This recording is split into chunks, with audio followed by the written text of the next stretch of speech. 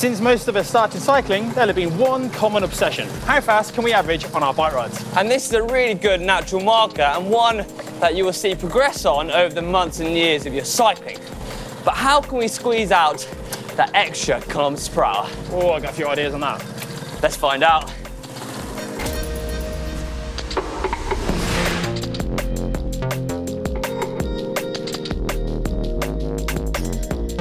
Maybe you could start riding the same route. If you aren't still seeing progression in your average speeds, then maybe you're not mixing up your riding enough to actually increase your fitness like you want to.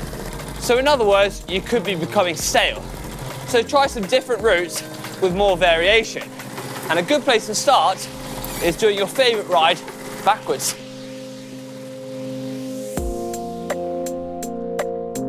A common reason people see a plateau in their progression is they're simply doing the same session each and every time they ride. This will not work. Now this is all too common in cyclists, and they tend to stick at the same tempo and on the same route.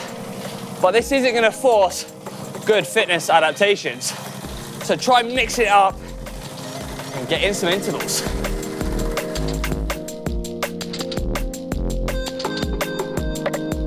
By this, we mean you're not going to be getting the variety of efforts into your training, and you're going to be working in that dreaded middle ground. And your fitness is going to have the same effect. You're not going to be able to stimulate your body enough to be able to gain fitness.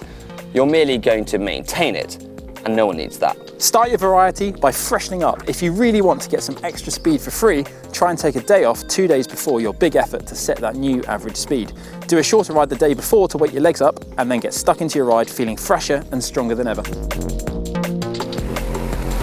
Cycling is an aerobic sport, meaning we'll benefit from those efforts of around 20 to 60 minutes. So working on some high intensity efforts during that time period will increase our aerobic fitness, allowing us to ride at a fast average speed. This will help paint a picture of the effort you're required to make in order to increase your average speed. It will help you understand when you need to slow down a little, concede a little time or speed, but also when you can effectively push on to really ramp up that average. So focus on all aspects of your ride and what that ride entails. How long is your ride, and will this alter the speed that you're able to maintain for the entire duration? If you start out too fast, you're only going to get slower, aren't you? How to fuel for your ride and making sure you're fully fueled for the entirety of your ride, and if you need to refuel en route. What about the terrain? If it's hillier, then you're going to have to go a little bit slower. And if there's anything en route that are going to stop or slow you down, because that is going to impact on your precious average speed. And finally, gear and equipment choice. Having the right equipment and gear and clothing is only going to help you in your quest for that higher average speed. If you haven't got the right gearing for where you live or where you ride, it's quite a quick and easy thing to change, isn't it?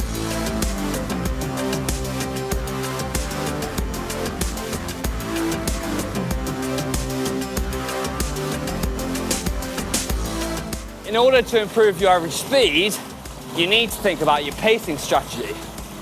So this is how.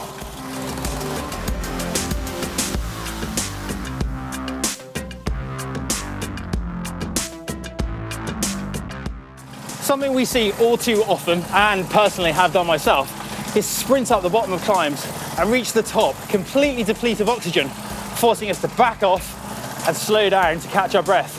What happens then? You're panting and slowing down over the top of the climb and losing that precious average speed that you've been working so hard to gain. Instead, aim to build momentum as you go into the bottom of a climb, and then you want to settle down into a sustainable effort during the middle part.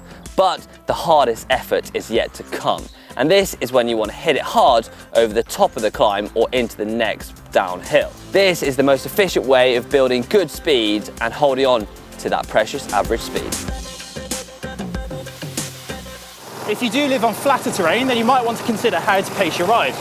We recommend starting out at an effort you know you can sustain for the entire duration, but with a little extra space to really ramp it up towards the end.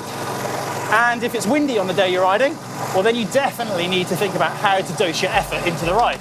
Whilst it may feel amazing to ride flat out with a tailwind, because you'll be going seriously fast, not the best use of your energy, is it? because when you turn around and hit the headwind, you'll have nothing left in your legs. Now, I'm not saying back off completely, but if you exert yourself too much and get carried away with the speed in the tailwind, you're gonna have less energy to fight when it comes to the headwind.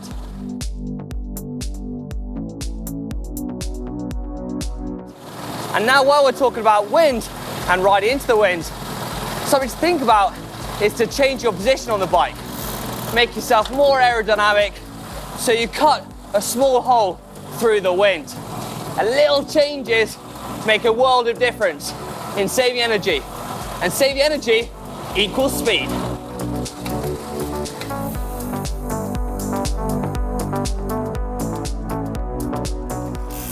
And finally, answer yourself this question honestly. Are you really trying as hard as you think you are? You can't possibly set a fast average speed on every ride you do. As we mentioned before, freshening up could be something that will really help you if you do want to set a fast average speed, but don't expect to do one more than once or twice a week. Is an average speed something that you target on your rides? Let us know in the comments below what speed you try and average. And if you did enjoy this video, then give it a big thumbs up.